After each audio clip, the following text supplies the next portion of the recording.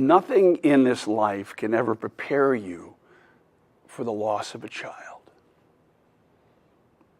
I lost my son Spencer 7 months ago to a prescription drug overdose. On Monday, December 15th, 2008, at approximately 6:30 p.m., Alex was found dead in his bedroom by his mother. After a month-long investigation, a toxicology report found that Alex died of a heroin overdose. Marijuana, alcohol, 2 other opioids, and 1 benzodiazepine were found as well. He died before he even had a chance to help himself. He died before he knew he was addicted. He died cold, scared, and alone. He died because of drugs. Spence had always been an experimental kid, great kid, big heart, big laugh, loved to have fun, but was too experimental. Tried too many things, didn't know when to stop. He progressed into alcohol and smoked pot, and then became involved in prescription drugs. Kyle went to a local Naperville high school and mostly smoked pot with a friend down the street. His friend would occasionally introduce other things, and Kyle would try them. When it came to trying heroin, Kyle's friend told him it was something else. They did it for a week, and Kyle was hooked. He needed to keep doing this drug to not feel so terribly sick. That's when he found out it was heroin. Over time, Kyle needed more and more heroin to get his desired results and to not feel horribly sick. It was very affordable to start, but as he built up a tolerance, he started dealing to support his addiction. His parents sent him off to rehab a few times, thinking it was only an issue with marijuana and never knowing it was a heroin addiction. He watched several friends overdose and die, and finally decided to seek treatment himself.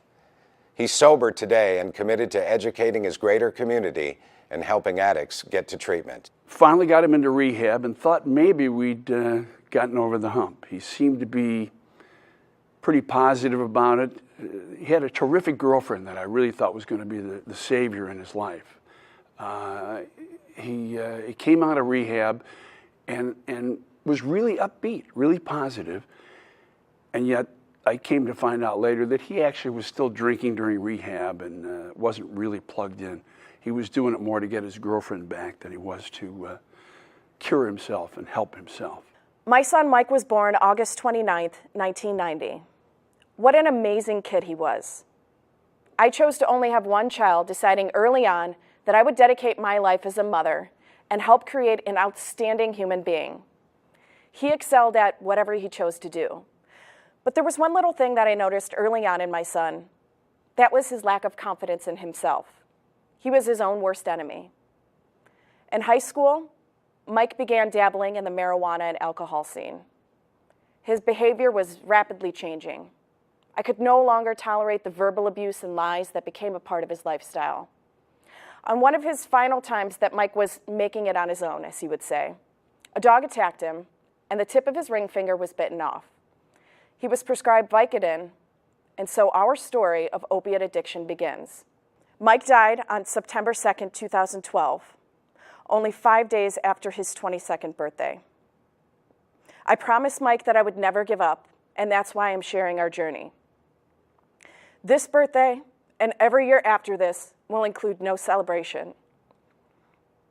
I will never be a grandmother, I'll never have a daughter-in-law, and I'll never see my child achieve his dreams. Mike was, is, and always will be the wind beneath my wings. When you find an addict, they will lie, they will cheat, they will steal, they will do anything to perpetuate what they think they need. It's a physical addiction, a mental addiction, and it's the strongest thing that anybody can ever deal with. Alex grew up excelling at baseball, basketball, and football. He swam, played hockey, and soccer too. Always active and upbeat, he charmed the pants off his teachers, schoolmates, parents, and all the girls. He spent summers at sports camp and sleepaway camp. He was a friendly child, constantly surrounded by his peers. However, during high school, he went from an avid marijuana user to a heavy user very quickly. This escalated to selling marijuana in order to support his habit. His lifestyle choices abruptly ended his involvement with sports, And he became more distant. He started hanging out with a different crowd. His marijuana use led to experimentation with harder drugs like cocaine, ecstasy, and acid. During his junior year of high school, he got a DUI and was charged with possession of 19 grams of marijuana. He lost his license while gaining mandatory community service. He attended WIU, where his prescription pill use escalated to alarming levels. He moved back home, but his pill addiction worsened. My suggestion to any parent is that if you have a child that you suspect is doing things that could be harmful to them, you know what? Be a parent. Hover. Get close to them. Make them mad. Quit interfering in my life. You know what? Don't worry about that. You want them to be mad at you because you want to interfere with this stuff. You want to stop them from making a mistake. You really, really do want them to be angry with you, but you need to be careful. The point is, if they tell you they hate you and this is how this goes for 6 months, but it works, a year from now, you'll both be thanking each other. I wish I could say the same. I lost my guy. Not a club you ever want to be in. So, hover close to your kids. Keep them close. Be aware who they're with, what they're doing.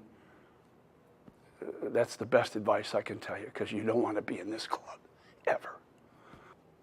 We need to stop this. We need to stop this. Right now. Now. Now. Red Ribbon Week is October 23rd Through October 31st. Visit 959theriver.com /red. To find out more.